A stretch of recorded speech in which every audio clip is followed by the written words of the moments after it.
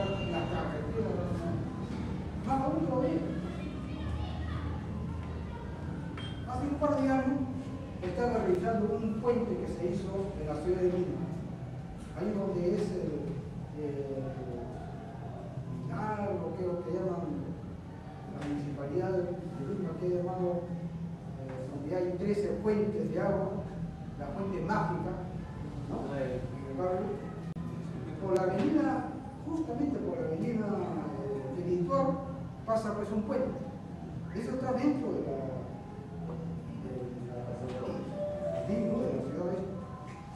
Entonces, comenzó pues a caer el agua. El puente no se puede utilizar porque continuamente filtra, lo llenan de tóxico, pero filtra el agua. Entonces, ¿cuál era el problema?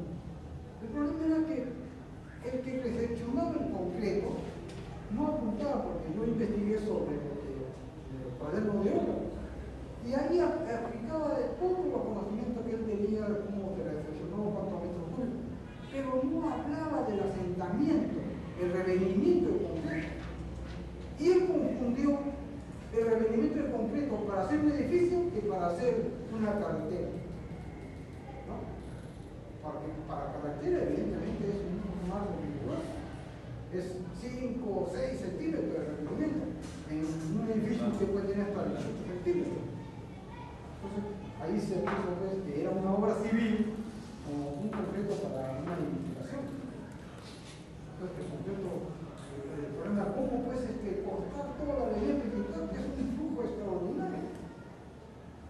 Entonces, tenía que utilizarse